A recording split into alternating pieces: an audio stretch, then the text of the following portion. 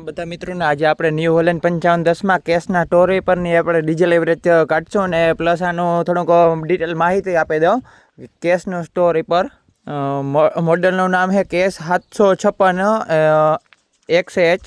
આ મોડલ અમારી બાજુ વધારે હાલે, લગભગ પંજાબમાં બીજા રાજ્યમાં પણ કેસનું સ્ટોરી પર વધુ હાલે। બાકી તો આમ તો ઘણી અલગ અલગ કંપની છે, પણ થોડીક આની માહિતી આપી દઉં। આની સાઇઝ આવે છે 6.5 ફૂટથી 7 ફૂટની। 21 દાંતાનો 19 દાંતાનો ક્યારો ઉપાડ લઈએ આપણે। આ જે ઘઉંના કરસા કટિંગ કરવાનું સ્ટોરી પર છે। જે ઘઉંના કરસા હોય તેનું આ કટિંગ કરતું જાય, પછી જે ઘઉંમાં રહી ગયા હોય જે લોર્યું એ પાછળ નીકળી જાય દાણા ને અમુક ટકા જે લોર્યું સ્પીડમાં કટરવાળા હાંકતા હોય ને લોર્યું હેઠે પડી ગયું હોય એ બધી આમાં આવી જાય, ઘઉં નીકળી જાય અને બાકી ઘઉંનું બધું પાવડર પાછળથી નીકળી જાય એટલે ખાતર થઈ જાય। બાકી આ રીતનું હે, એનો હેવી પીટીઓ હોય, તમે જોઈ લ્યો રોટાવેટર કરતાં હેવી પીટીઓ હોય ને બહુ હેવી 6 છે। બકેટની સાઇઝ 6.5 ફૂટથી 7 ફૂટની છે। પછી રોલર આવે, આ રીતનું એનું ગેરબોક્સ ને ફૂલિયું આવે। અહીંયા છે ડ્રમ, તમને ખોલીને બતાવો। ડ્રમને ખોલવા માટે હાવ ઈજી જ છે, અહીંયા સાપડા જ આપેલા, હેન્ડલ આપેલું છે। આ છે ડ્રમ, એમાં બધી જ બ્લેડો જ છે, આમાં લગભગ ઘણી બધી 300 થી 500 લગભગ બ્લેડ છે આપણે અંદાજ ને।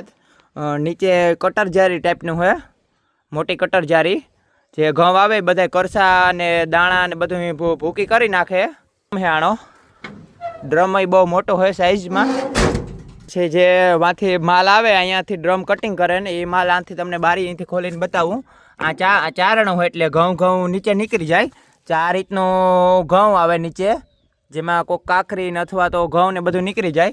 આ રહી કટર જારી, આ રહી ઘઉં, આપણે ઘઉંની કટર જારી, અંદર ડ્રમ છે, પછી આ કટર જારી છે, પછી આ નીચેનો ચારણ હોય ને આ રહ્યા પંખા મારી છે। અહીંયાથી તમારે સાફ સફાઈ અથવા તો ડૂચો કે હલવાણ હોય તો અહીંયાથી કાઢી શકો, પથ્થર કે આવેગ હોય ને કોઈ કાકરીને ચારણામાં હલવાણી હોય ઘણો બધો ડૂસો, અને અહીંયા તમે ટેલર જોઈન્ટ કરીને એમાં આપણે આ ભરી શકો।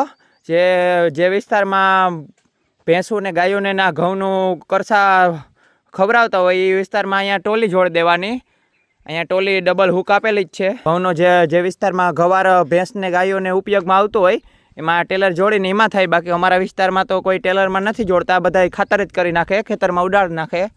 બાકી આ રીતનું આવે। એના પકડ માટે બંને બાજુ ટૂલ બોક્સ આપેલું છે, બંને બાજુ બારી છે। આ બાજુ બારી છે ને ડબલ પંખો, એક ઓલી બાજુ પંખો હોય ને એક આ બાજુ પંખો હોય ને। આ અહીંયા નીચે ઘઉં નીકળે ને હેઠે ચારણો આપેલો હોય। ટાયરની વાત કરીએ તો 7019ની વ્હીલ પ્લેટ છે, આપણે રેકડામાં જે ટાયર આવે રેગ્યુલર એ જ આવે। અહીંયાથી હેન્ડલ છે, કોઈ પાણા પથ્થર હલવા ગયા હોય ડ્રમમાં વધારે ડૂચો હોય તો આ દમ તમે આ હેન્ડલ કરી શકો એટલે હેઠેથી ઢાંકણું ખુલી જાય એટલે ટ્રેક્ટર લોડ ફ્રી હાલવા માટે પાણા પથ્થર હેઠે નીકળી જાય।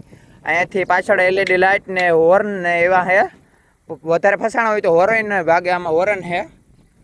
બીજી સિસ્ટમની વાત કરીએ તો આ તમને એક્સ્ટ્રા વધારે આપવામાં આવશે, કારણ કે પથ્થરમાં આવે તો આની બ્લેડો અમુક ટકા ક્યારેક નુકસાની થાય લાંબા ટાઈમે, તો અહીંયાથી જો તમે જોઈ શકો એક્સ્ટ્રા કંપની આપે છે બ્લેડનું સેટ। અને અમારી બાજુ સ્ટોરી પર કહેવામાં આવે છે કરસા કટિંગ કરવાનું। ખાસ વાત કે આ ટ્રેક્ટરના બાવડામાં જોઈન્ટ થાય છે, અને કારણ કે કેટલા ઉપરથી કરસા કટિંગ કરવા કેટલા નીચેથી કરવા એટલે એડજસ્ટેબલ લીપ ઉપર કંટ્રોલ થાય છે, અને બહુ હેવી ગેરબોક્સ છે ને। આ બંને બાજુ આપણે રોટાવેટરના પાટા ટાઈપનું હોય છે, જે પારી ઉપર હાલ્યો જાય અને 19 દાંતાની 21 દાંતાની બધીમાં કરસા કટિંગ કરી નાખે ને હાવ લોડ ફ્રી હાલે। પાછળથી ઘોળે ને તમારે આ પંખાના પાંખિયા કે નાના મોટા કરી શકો, અથવા તો તમે અહીંયાથી મેન્ટેનન્સનું કોઈ પણ કામ કરી શકો, પાછળ પર ખાનું આવે ને। આ ભૂંગળું એડજસ્ટેબલ છે, તમે ગમે દિશામાં ગમે બાજુ રાખી શકો। બાકી આ છે દાણાનું, અહીંયાથી તમને દાણાનું બંધ કરી શકો। આ બંધ થઈ ગયું ને આમ ખુલે આ રીતનું બંધ। બાકી કંપની બહુ જ સારી છે। એક એને ખાસ ધ્યાન રાખેલું છે કે જે જગ્યાએ આપણે ગ્રીસનો પપ ન જાય એ જગ્યાએ એને નળી જોઈન્ટ કરીને બહાર નીપલવું આપેલી છે, ખાસ એ વાત એ મને આપણી ગમી। અને બધી જ ફૂલીમાં ગરેડા આપ્યા, કોઈ પણ પટ્ટી ઢીલી થાય તો તમે ટાઈટ કરી શકો, બહુ સારી સિસ્ટમ આપી।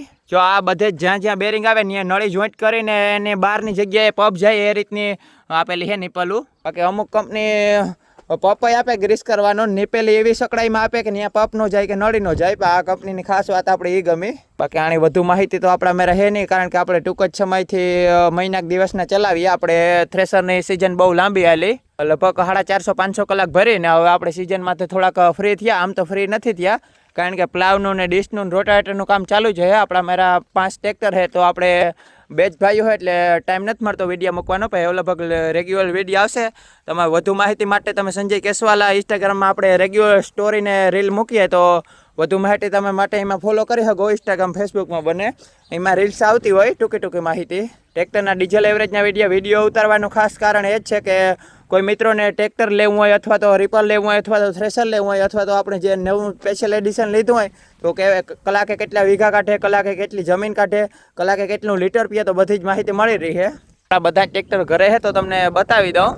આ કેસની ડોરી પર પરમનું થ્રેશર, જેને પ્લાવ, પછી ધરતીનું રોટાવેટર 6 ફૂટનું, સાથે special edition new Holland 3630 special edition, હોલેન્ડનું ટોપ મોડલ રોટરી પંપ ટર્બોવાળું છે. ન્યૂ હોલેન્ડ 3037 વાવેતર ને દાંતી રાપને એવા નાના કામમાં ટેલરમાં ને એમાં આપણે ઉપયોગ કરીએ. આપણું ઓલ્ડ મોડલ ફાર્માટેક ચેમ્પિયન સાદું સ્ટેરિંગ એટલે ઓછું વાપરીએ એટલે આના વિડીયો તમને બહુ ઓછા મળતા છે. આ બહુ જૂનવાણી છે 2009નું. તો આ છે શ્રીજીના 500 કિલોના પ્લાવ. આપણે વધુ પડતું પ્લાવમાં જ હાકીએ 5510 ને હોલેન્ડ 3630 સ્પેશિયલ એડિશન એ ડીશમાં હાલે ને રોટાવેટરમાં હાલે. પણ ખાસ તમારા માટે ઘણા મિત્રોને કોમેન્ટ આવતી હતી કે ભાઈ રીપરનો વિડીયો બનાવો, કેસના ટોરી પરનો કેટલીક ડીઝલ એવરેજ આવે અથવા તો કોઈક અમુક મિત્રોને લેવાનું છે આવતી સાલ તો કેવું રિઝલ્ટ છે, કેટલું